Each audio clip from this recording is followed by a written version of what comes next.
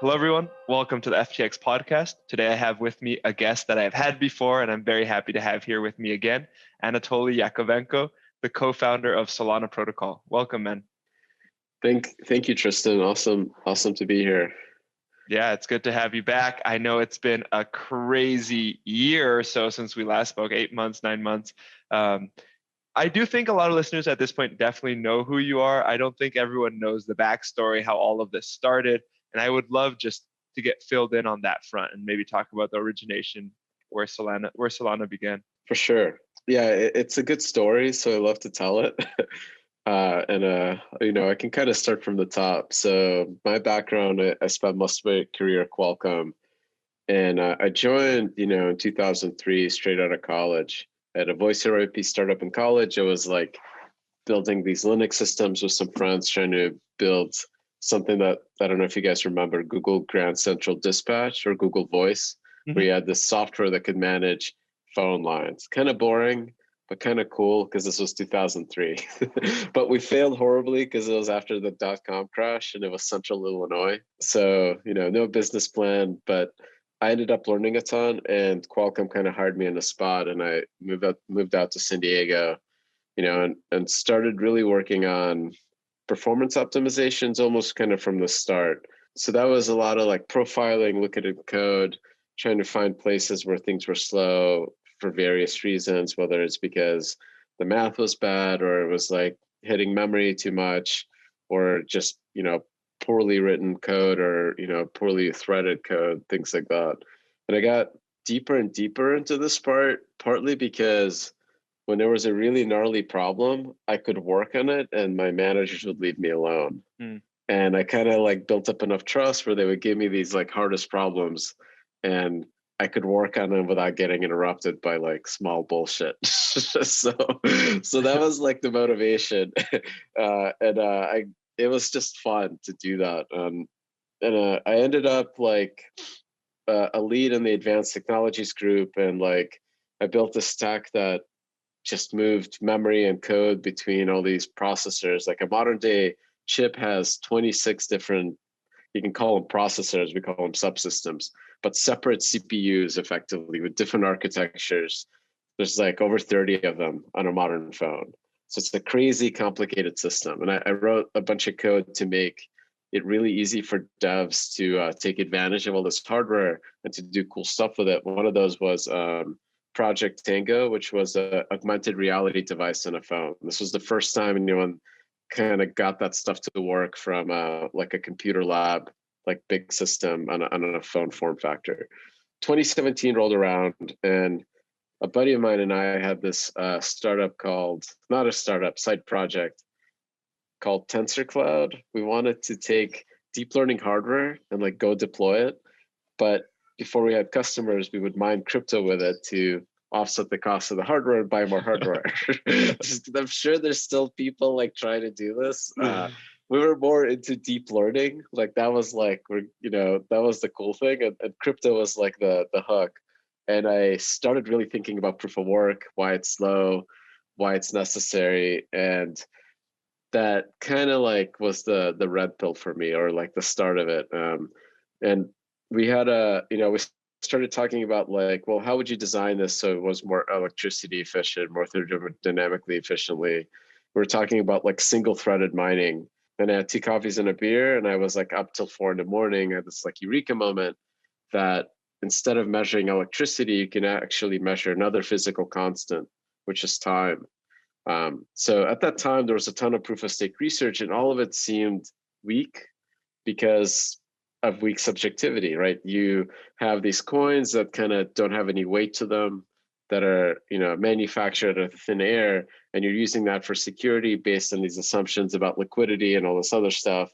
But none of it seemed as like rock solid as proof of work, right? Like where real electricity was spent to secure the network. So to me, like it seemed like some other physical constant would be critical to securing the system. And this was like this eureka moment that you have a source of time and you can use that as the physical constant. But the cool thing about it was that I realized like instantly that it wasn't about security. It was more about the actual physics of measuring time outside of consensus. So this is like a problem in radio towers that was really like observed like from day one. So when people put up radio towers for the first time, when two towers transmit at the same time or the same frequency, get noise because those waves interfere. So they gave each tower a clock and they would alternate by time. And this is just something that was in my head from working at Qualcomm for 12 years, because wireless protocols fundamentally do this optimization, and it's called time division multiple access, TDMA. And this was the foundation of those 2G cellular networks. The first time people actually had phones in their hand that they could carry around, they were called TDMA phones. And even now, like LTE, 5G, CDMA, all that stuff is based on first dividing by time, then by frequency, and they do this complicated frequency hopping thing and error correction. But there's always this kind of time slice component. So once I had that like eureka moment that there is like another physical constant you can measure, and the constant is time, I had this like realization that the same thing that applied for optimizations in radio applies to blockchain, because when you have in like proof of work, right, you have two block producers. If they produce a block at the same time, you get a fork. So the network is in a noisy state. Just like when radio towers transmit at the same time, you get noise, you don't know what information was passed. In that fork state, you don't know what the state of the network actually is, so you have to resolve it. And that same error correction kind of stuff, retransmit, retry kind of thing happens in radio. Same stuff happens in proof of work systems. And this is why you can't reduce the proof of work block times to be like really, really small, like 100 milliseconds or 400 milliseconds, because if it's a global network, you'll just constantly start producing forks and the network will never converge. So once I had this time component, I was like, oh, wow, we can actually build TDMA. We can start like building a network that has the same properties as these radio networks, but for blockchain. So it was actually like kind of a wild moment for me. I felt like I was manic for about a week. I like couldn't sleep because the idea was so big. I like was so excited. I like called everybody I knew. And some of the folks that I play the sport called underwater hockey, simply because I'm in Silicon Valley, they're like connected to VCs, and the advice that I got was that crypto is incredibly hot right now. You should go like raise capital, start a company. So that was really what kind of kicked me out of my kind of, I don't know, lazy career path or like fun career path, doing optimizations, like avoiding bullshit work, to like, okay, I'm gonna actually go build a company. Where now you have like insurmountable amounts of bullshit work combined with other work. It's just it's fun, man. I will crimp Ethernet cables and like sweep the floor, right? Like it's kind of, if it's your baby. I like, the thing is that like in my career, I've always had like a side project that I was trying to, maybe this can go big, right? Like maybe that deep learning thing could have gone big and we would be like the Amazon for deep learning, right? There's always this like kind of inception, I think, if you're a software engineer, that at least in my time when I became a software engineer, I was there in college during the .com boom, and you kind of saw this like the same craziness and hype that you see in crypto right now. I was, an impressionable teenager, and it was cool, right? Hackers was my favorite movie. I listened to industrial music. I like built Linux from scratch. so this like idea that you can write a bunch of code and kind of change the world was something that I believed in, and saw that happen with like Google, with Facebook, with Amazon. So it was always there. I'm glad that I have the opportunity to take a stab at it now. Yeah.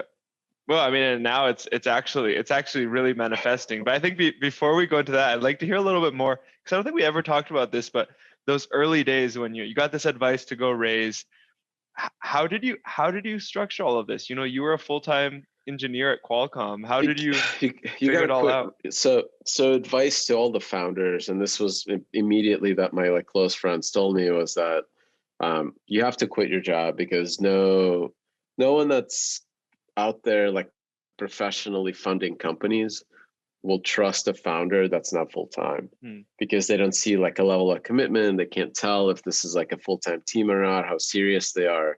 That's almost like the first filter. So um, it was like a big change for me, but being in California as an engineer, you have this amazing safety net just simply because of the top tech companies in the world are here.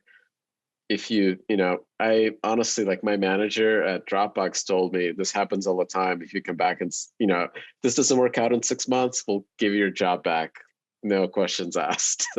So you kind of have like the That's best nice. place in the world to do this. Yeah. Yeah. Um, it's part of this huge advantage of being out in California and Silicon Valley. It would have been harder to do it in San Diego, simply because there's you have like one or two companies there that kind of give you that safety net.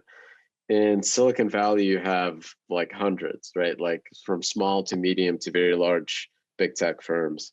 Um, so that was like the kick in the pants that I needed. And once I kind of started going, that was both fun because it was new and a grind because it was a wall of meetings. Like if you ever raise money, you're kind of like you quickly realize that it's hard and you're bad at it because you've never done it before. You're bad at sales. You're bad at talking to people. You're bad at getting intros. You're bad at like approaching people, and you kind of fail 1,000 times before you kind of figure it out. Um, so that was a learning experience. Took about solidly 3 months to kind of get first serious, like, I was able to kind of get the ball rolling by going through all my immediate, I wouldn't friends, but like immediate connections, and getting commitments, soft commitments, that if we raise our, like, get a lead and raise our, like, a significant seed, that they will also put in. Mhm. So that whatever that lead was, at least knew that there's some other capital coming in and they didn't have to cover the whole round. That was like the strategy that I took to kind of get some form of like KPI that, okay, if I get enough soft commitments, then that number becomes more real, and somebody will throw in that 250K check and set the terms. Yeah. That was all that I was looking for, and that worked. And it took about 3 months just talking to everybody before I got connected to actually like Edith Young and Chris McCann, who are like, I think, one of the early investors in FTX.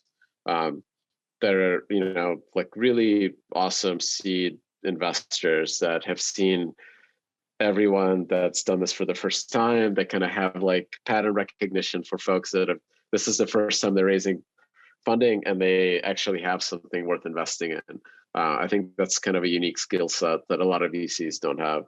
And they were like really the first folks to recognize that there's something there, and kind of first money in. So that was it. Like we made we were able to get the company together and make payroll by April So then you 2018. had some money, and now all of a sudden you had to build a blockchain from scratch, basically, right? Because there's nothing you could fork here. Is that sort of what happened, or?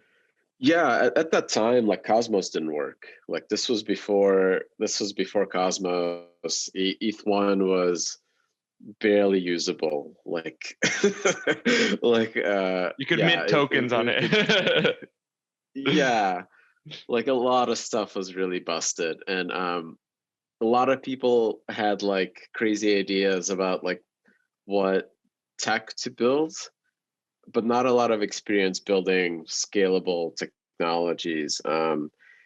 Because myself and most of the co-founders were former Qualcomm engineers, and like we kind of hired from that set. We got really lucky with the folks that we were able to pull in from Qualcomm, like senior director of technology that was still coding more than Mhm. 8 hours a day because that's what he loves to do. So like people that were like promoted because they're awesome and like just drive tech with just their sheer power, we were able to get those people in. Because we all worked together for over a decade, we The building was easier in a lot of ways. We kind of just naturally knew that there's a way to do this that's like incremental.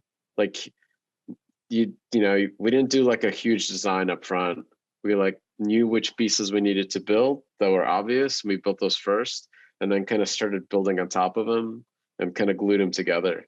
Like if you think of it as like three little pigs analogy, it wasn't like build a straw house, then the stick house. You build all three houses at the same time on top of each other, and you kind of Which start one holds swapping out. Yeah, exactly. You start swapping out the straw for stick when it was important, or stick for brick, and you just kind of like do this piecemeal. And we were able to like bootstrap, like we had smart contracts that you could run in C basically in about 4 months from starting point. So you could like, which was not something that we knew we were gonna ship with, because we had this vision for like using Rust, a modern language that has an awesome packaging system, but you needed to get something, right? So like that was kind of like part of our experience working together, was that you can get like that bare bones MVP that just connects two dots, and that was good enough. And then you make that work, and then you make it better. So that like iteration was pretty critical to our success. That's what I tell people a lot when they ask about Solana. Is I go back to the fact that you worked in telecom, and honestly, in telecom, shit has to work. You don't get that sort of leeway of like other industries where you're like, you have to make shit work because so much is dependent on it. So that's like part of my pitch for you. Are always like, these guys all came from telecom. They know how to make stuff work. Something I've been curious about totally is okay. So obviously this happens in most blockchains, but in Solana especially, so the relationship between code and hardware. And you were saying earlier, this is something that you spent a lot of time optimizing on these cards. Is that exact same relationship what's happening here with the hardware that supports the network, or is it different? So there's kind of like a bunch of, like Moore's law, as it's called, actually came from an earlier law, and I don't remember who the name of this person was, but they were talking about airplanes and industrialization of building airplanes, and that capacity and efficiency of airplanes was kind of doubling at a rate. So they looked at the entire industry, and they saw that there's a bunch of different parts that go into an airplane, and everyone out there, some cog in a giant machine like me at Qualcomm, was optimizing these little pieces. And the aggregate of all this work is that there's exponential curve of efficiency, like in terms of efficiency per dollar that's happening. And that was the observation that John Moore had on like the semiconductor industry. That if you look at it as a whole, that per dollar, the amount of like compute that any system can do just keeps doubling every 2 years. And where that has like impact is not just like, people first kind of thought of it just frequency, right? And that kind of became obviously not true. And then, you can think of it as like the number of cores in the system, right? We went from like, 2-core Pentiums to now I think the AMD shipped like a 128 core system. I saw that. Right. So those things are doubling, right? But also the memory bandwidth, the PCI buses, the network cards, all that stuff doubles. The amount of network cards you can plug in that have high capacity into the same system doubles. The amount of SSDs you can plug into that, and the SSD throughput doubles, right? So there's a bunch of little things that keep improving. So when you look at this as a overall, it's like it's the singularity function. It's kind of just this like never ending hockey stick that just keeps getting faster and faster. So same thing happened at Qualcomm. We started with like these 200 megahertz 16-bit ARM devices that that ran flip phones, right? And you can do like an address book and autocomplete on words. And then I was building augmented reality like 10 years later. So it was yeah, exactly, right? And so I could not have predicted that in 10 years, nor can I predict what's going to happen now in 10 years. Like what applications are we going to run, like 3D modeling blocked on Solana, right, in the smart contract? Maybe, I don't know. Mhm. If there's like a demand for it, the hardware will make it will make it possible. That's like what we need to realize. So the way we've kind of thought of it is that the key part that you need to make sure when you're scaling is that if hardware doubles, that your software, it doesn't really need to change by a lot to take advantage of it, and you kind of just get this natural improvement in whatever the key part is, like the fees to the user, or like the number of systems that you're using for security, things like that. And in blockchain, I thought that the most important piece that's different about these systems than a database was the censorship resistant component. Like, how do we like make sure that this thing is actually censorship resistant? Well, you need to maximize the number of nodes that add up to that smallest set that can censor or halt the network. Like, what is that minimum set? Like, if you look at the network as a whole and you like drew a circle around that set of nodes, that if they all turned off, the network would stop. How do we make that circle as big as possible? The only way to do that is to get them to process more messages per second, sign more signatures, like handle more bandwidth. It's got to like come from hardware. Like, you have to actually write the software to where it can take advantage of hardware. And as hardware doubles, censorship resistant doubles. That means we're doing the right thing, right? We're optimizing for this key differential feature. And it was also kind of obvious to me that that piece is the same thing that is what is important to marketplaces. Like, if you kind of think about it, you look at NASDAQ, you look at NYSE, you jump through all these regulatory hoops, you get to put a box in a room, they will give you a cable that's exact same length as everyone else's cable, and you get to plug into it. Now you can trade. And you have fair access to these markets amongst all the other people that jump through these hoops, which is effectively censorship resistance, right? They've built these kind of like Fort Knoxes of regulation and like oversight to make sure that everyone that gets inside has now this like censorship resistant sandbox. So that's like the purpose of all that stuff, right? To make sure that me as some market maker that's paying 10 million bucks for access, I am guaranteed that no one else will get ahead of me, because we're all like getting the same fair service, right? The same access to information, the same market. But if we're doing this with hardware and software, right, and Moore's law, and it's commodity hardware that just gets cheaper and cheaper, then we've kind of built this for free for the world, and now you have free and fair access for marketplaces around the world globally. So I kind of thought that piece was really cool, and price discovery seems like a natural fit for that. Like, let's build markets, let's build like whatever crazy things that people want to do. The only things that were like, if you look at my early interviews, the only things that were there was like Ether Delta and 0x. Those were like the two things that existed at that time. And they were both pretty horrible.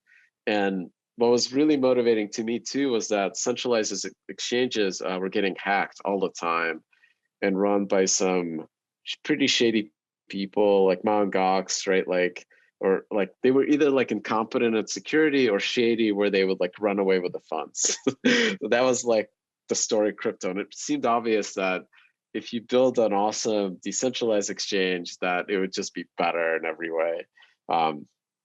So that was like part of the motivation there. So my like early seed like level slide said Solana's blockchain and NASDAQ speed. So I was I was gunning for like NASDAQ, which I thought was like the best and the coolest exchange. And what was really surprising in like the 2 years that it took us to build the Solana, like you saw Binance and FTX like really kind of grow with crypto and like become these kind of massive, amazing centralized exchange platforms that I would say are already a decade ahead of NASDAQ. Like in terms of innovation, products, how fast they ship stuff, like for sure. It's just been wild to see that. So that to me like is also like a proof point that crypto like the coolest thing about it, I think, is marketplaces. Like right now, like maybe we're like in the phase of its adoption where marketplaces are equivalent to search engines, you know, in the 90s, that like indexing and storing and processing all the world's information. That's a big dream, right? Mm-hmm. And we kind of in the 90s, like you saw like the early kind of hints of that. I think, you know, this idea that you have these like open platforms that are accessible to everybody, and anybody in the world can like synthesize the world's information and then put like a price on anything is pretty crazy, right? Making that open is awesome. Like Uniswap has 32,000 pairs, right? Nasdaq has like I think a few hundred. Yeah. Like I And think they can 1,200 or only something support like that. numbers up to certain sizes. You see what happened with Berkshire Hathaway recently? Yeah, exactly. Well, I'm really happy. I'm really happy Serum came into the mix then, because it seems like, in a lot of sense, it was that proof of concept of this marketplace on this decentralized network. Yeah, That's awesome. yeah. I mean, this stuff is global, and you build like a globally scaled blockchain, it'll be important, right? If you can get a billion people on a layer one, if you can like do price discovery at global scale, it'll be important and cool, and we should build it. Yeah, and you're changing the world by doing it, without a doubt, right. without a doubt. And then maybe later on you can go So to the part of having all the information on the blockchain as well. yeah. Exactly. That was like something that we expected would take like 5 years. Like, you know, like you just like you have this big dream, like, can we build like a central limit order book on chain, right? Can we even do this thing? And then like, okay, we can, but like how do you get to a point where that's like the obvious thing that you can do, and like the adoption of it is kind of clear, and you have like the right partners to do it, because there's infinite number of pieces necessary to like build it, right? You need like liquidity providers, you know, market makers, you need traders, you need like people that care about this, using this product and like iterating on it. It's a bunch of work. Yeah, and I actually like to fast forward a little bit from there to, because not to now, maybe about 3-4 months ago from now, and to this radical shift we've seen in the Solana ecosystem, in the sense that that slow trickle of developers that we saw at the beginning is really turning into a torrent at this point, and the excitement and the dev tooling, and like, how is this feeling from your end? How has sort of your role as the leader of this shifted over the last 6 months? Um, so what's been, I guess, different is that like the work that like the Serum folks put in those early days, like in terms of building the APIs, and like I don't know if you've been following Armani's like building like Anchor, right, which is an Yeah, awesome it's framework amazing. that just simplified development time for like new people coming in from, you know, week to days, right? Like you can get something that would have taken you a week to build early on, now it takes like a day.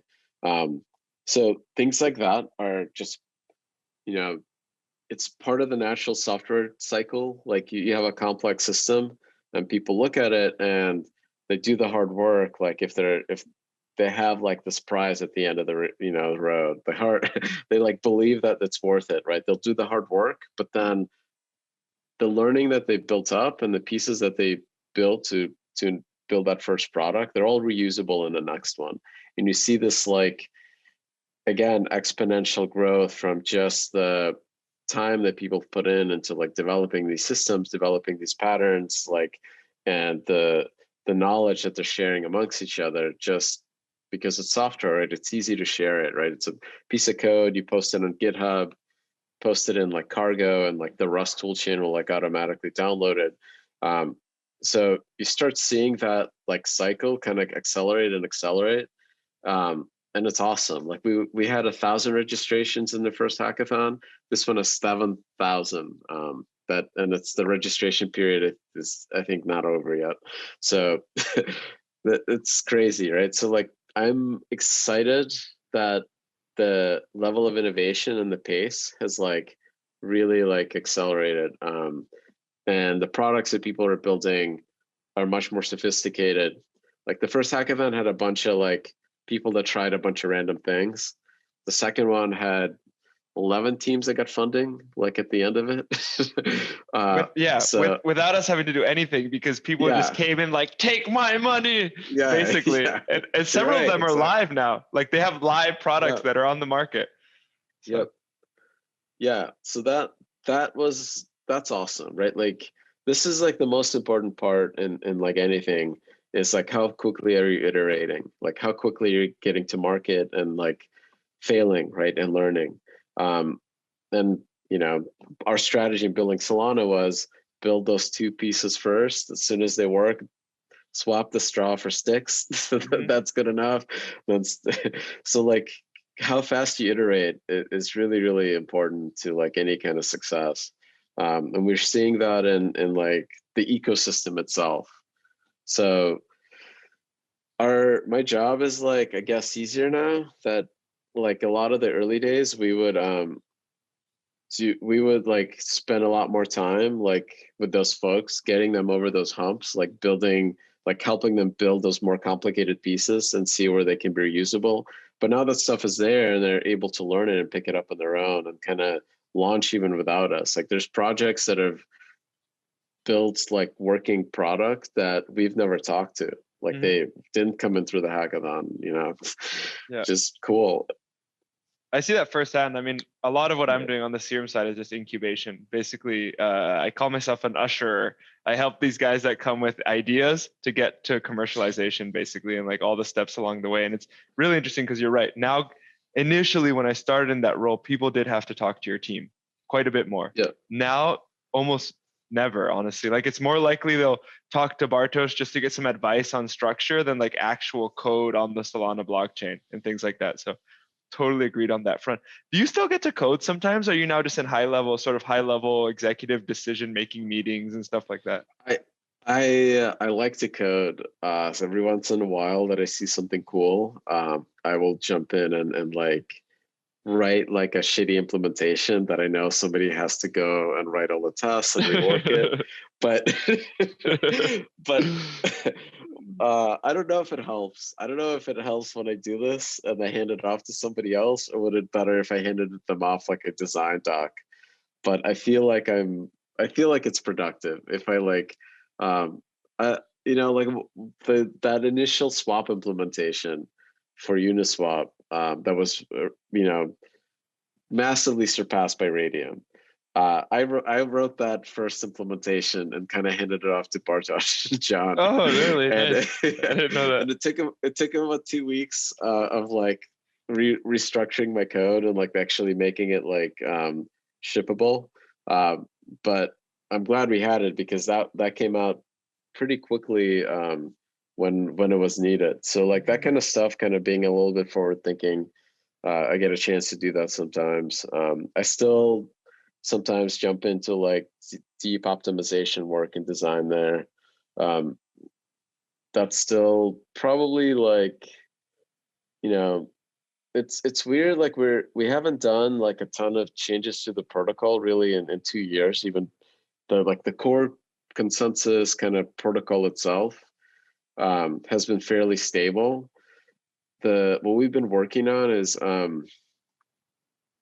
just finding ways where we can optimize things, make them a bit more horizontally scalable, making easier for validators that are like running the software to throw hardware at it to like fix problems. And like, you know, I would say we're still like probably 5x, 10x inefficient compared to where we could be, and on just like random optimizations all over the place.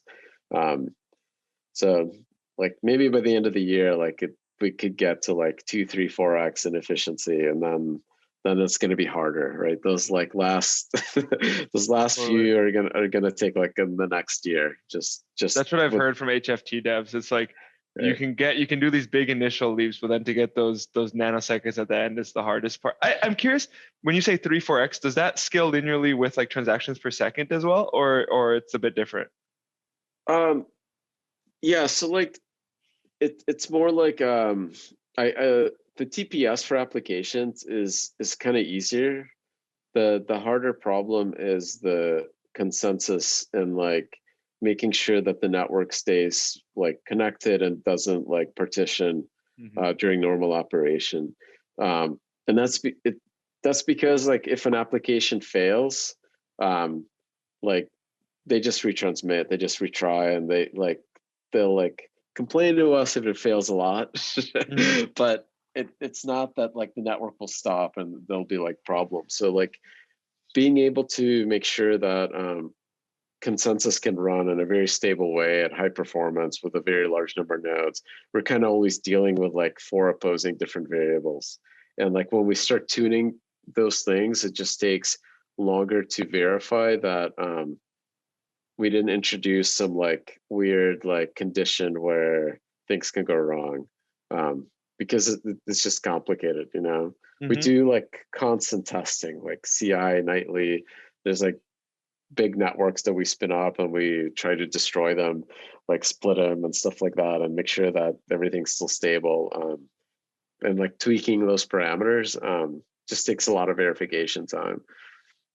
Yeah, I mean, I'm definitely a Solana evangelist. I think it's amazing that you can have a chain where you can have real big market makers doing real market making on order books, and the chain is maintaining fidelity. Like it's incredible. It's honestly incredible. The amount of moving pieces is out of this world. So lots of kudos for that. Yeah, there's like the harder problem too that people don't realize. It's in a lot of ways it's easier. Like there's a ton of hard work. Like so you make the chain fast. So we kind of right optimize, right? We like dump as much data as you can into it, and it tries to just suck it all in and order it, and that's all it does.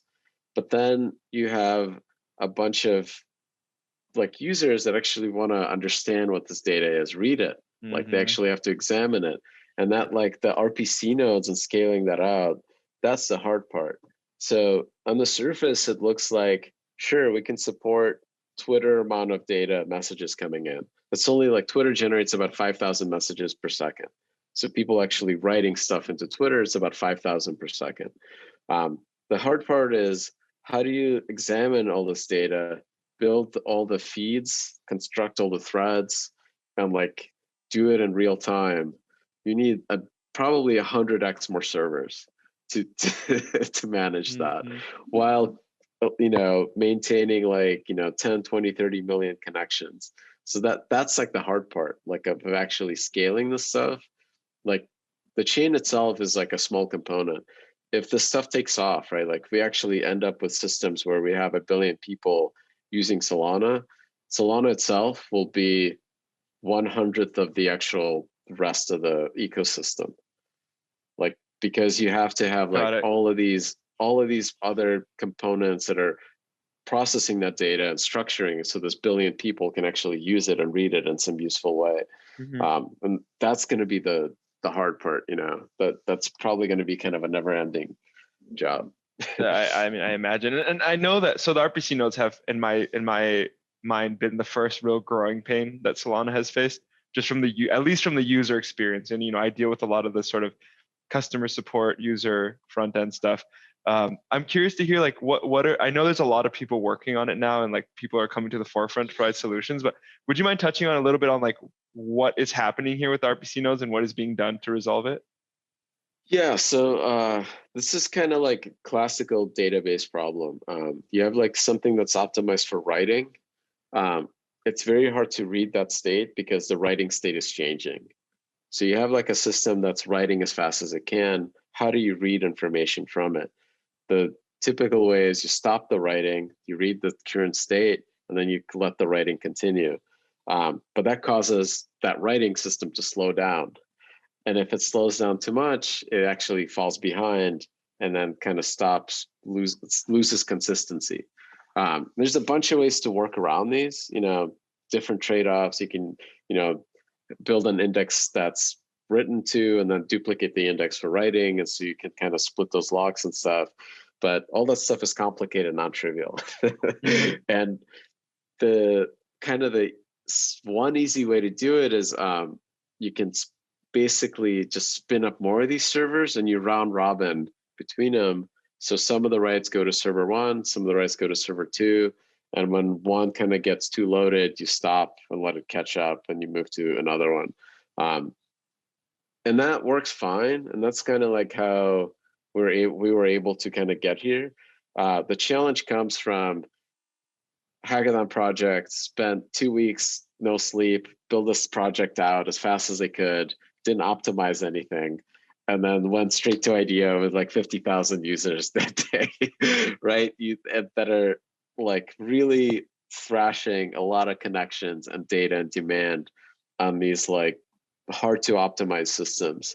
And that's kind of the challenge. Like reality is that like you kind of need to do a bit of work on the application level, like understand what is the data that it's fetching, cache it intelligently and correctly, and then figure out like how do we split these applications, both from application perspective and geographically, to where if you have like a big pile of users that are all woke up in one part of the world, that they don't necessarily like cause the entire network for that application to go down. That if there's like a spike in demand, that it's isolated. So a bunch of that stuff is kind of all happening at the same time. We have at the lowest level, we have like a really cool group of validators that, like part of what's different about Solana was that it was always not, it was never designed to kind of run from home. Like Ethereum has this vision of like what Tarun says, it's a lot easier to like pull a cart with like 6 horses and 1,000 chickens. The chicken, yeah. So Ethereum is trying to pull a cart with 1,000 chickens. We're trying to pull it with horses. So what we kind of designed for was that small independent validators, people that understand what managing a Linux system is, that can Google for local colocation and call that number and talk to the people there, because their websites don't work, surprisingly, and order a system and have it installed. So it's like a pain in the ass, right? You're not gonna like go click next on like AWS and launch something. Yeah. You kind of have to put in a bit of work. But the benefit there is you're at a high kind of connection system with very cheap bandwidth that's really low latency, and you have no virtualization. You've built the box yourself and you've optimized it. So that's kind of our core validator group, are people that can do that. And they've been teaching other people coming into the space that it's not that hard. You can actually do it, and it's fun because you're building your own systems, and you're part of the future finance. So it's like you learn something, right? Like not a lot of people think that they can deploy something at a data center over the weekend, right? They think it's like a big deal.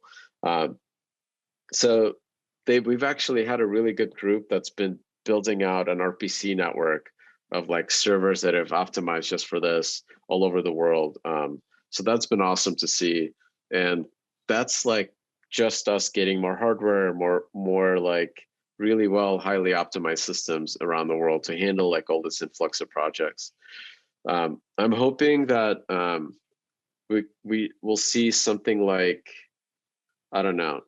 I feel like there should be some kind of token for this, like not because we need like more tokens, but there's a cool component to tokens where it kind of glues together like a social network piece and a use case, and kind of aligns everybody that's working on like an open source collaborative piece around the world, that they have nothing else in common besides like, this is cool, we should build it. And like the token kind of makes it easier for everybody to come together and like work harder and like scale it faster, right? Like to kind of like be excited about it. And if it's also useful to humans, and this is clearly useful, right? It's awesome to have like really well-tuned optimized RPC systems. Feels like a token is the right kind of like economic incentive too. I'm surprised, like, I don't know. Infura to me is like, it's great that Consensus built it, but it's kind of stuck. Like, I feel like the pieces that Consensus builds that they haven't been able to like set free and let them go and like actually let them run on their own have slowed down Ethereum development and innovation quite a bit. Like Consensus is like, Qualcomm. They're big, yeah. So They're big at this point. They're really yeah. big. You were so right though, totally. We had that clubhouse back in Jan where you were talking about we were talking about different project ideas and things you'd like to see in the network, which is actually probably my next question for you. But you were saying how what you'd like to see is something that brought 100 million people together, something that didn't matter what it actually was used for, but that 100 million different people held this and had some identity with that coin. Little did we know it was going to be Doge. We should have just bought a ton of Doge back then. Like that, you called it. You were right. It was the phenomenon waiting to happen. We just didn't play it right.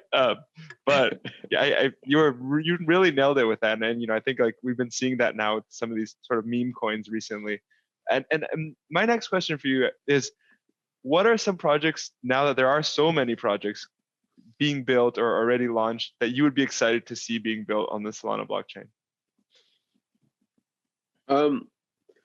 So like I think some of the tooling around like you've launched a token like Cope, right? There's like a cool community on Discord, an awesome developer that kind of put it together, and he launched it, and now you have this token and like a community that loves it. How do you give him more features and tools? I think that's something that's kind of underserved. Like we have a governance implementation, but you could literally like almost think of like there's a community that could have an app store to pick and choose like every permutation of Serum DeFi and like governance and like other pieces, and have Cope be like the main token that kind of glues it together and like let it drive it, right? Like that's like if that's what they want. Like it seems like communities are like almost more important than the underlying protocols that like actually do all the stuff that like run like borrow lending is less important than the Aave community that Aave built. Like you could have almost like if you had that community already, you could add borrow lending as a feature, right? Like and it would get traction. I think there's something kind of more interesting there in terms of like product development, like reshaping how products were built on Ethereum, which is by protocol innovators, and actually making it more like community first by like the folks that are connected more to the consumer, like being more product facing. I don't know if, like there's like a trend that people think that DAOs are going to be next. I think if they're going to be successful, it takes some shape of this where you have decentralized communities that are legitimately like drawn together by some vision, and then they pick and choose whatever features they want. Like Serum liquidity and like the market makers that are trading on it are like in itself a DeFi primitive that is like a super weapon that doesn't exist anywhere else. How would you leverage that and like Cope, right? Like that's like an interesting problem. If you can find when those two things meet, it can be magic, right? Like I have one more question for you, Anatoly. Sorry, two more questions. One more technical Sure. And then one more personal. So the more technical side is if this is I hear a lot is where can a dev start to learn things that will allow them to build on Solana? Where should they start? Do you have like the best post on this on Twitter? It's like Paul's like guide on like what are programs, and then the link to Anchor. Like Okay. Those are really good. And then jump into Discord. There's a hackathon going on, so there's like a lot of team formation happening and folks helping each other. Bartosz, I'm sure you've heard this name 1,000 times. The legend. Yeah, the legend. the guy with infinite hours. But yeah, you can he's really helpful. A lot of our front end devs are really helpful. And just kind of like one thing to keep in mind is a lot of the folks that got, I think having a product post hackathon that gets seed funding is a massive success. Those teams, a lot of them actually started in the first hackathon and didn't even get a prize. They like failed, right? Like we didn't reward them and they continued and they won. They like just built something, it didn't work or barely worked, or the idea was dumb, and they kept at it. And then they like the second iteration is what worked. And a lot of the folks that we did give a prize in that first hackathon didn't continue. So like, sometimes failing is like a good motivator. So like keep that in mind and like just kind of push through it. Yep. And then to the listeners, just feel free to reach out to me anytime as well. I'm happy to be a resource there. And then my last question to you is, what's a lesson in your life totally that has stood out to you and has helped you live a better life? Man, that's a good question. I was like really into the Eightfold Path when I was like in an impressionable age, and like it's this idea that you should try to like it's like you don't have to like strive to be the best. You should just try to avoid being bad. Like try to like not ruin the world, right? Like try to avoid like doing, like, spending, like avoid carbon emissions because it's kind of bad, right? Like it's a small incremental thing that's doesn't really like immediately have a negative impact, but if you can avoid it, then like avoid doing those things, and like keeping that in mind has been like something that's always like kind of been in my mind. I slowly like stopped eating meat. Like that took a while. Not that I never do it. Like if I go home, my mom cooks meat, I'm just gonna eat it because I don't want to argue with her. But like those things are like, I don't know, important rituals. Like if you have those, like keep them kind of going. They'll kind of keep you sane through the ups and downs. It's not always about like product market fit and growth, like those are like things that you kind of do day to day as a job. Like having some kind of something to kind of keep you going with like as a in your place in the world, right? As like a human being, I think is pretty important. No, absolutely agreed. And thanks so much for coming on the podcast. For sure.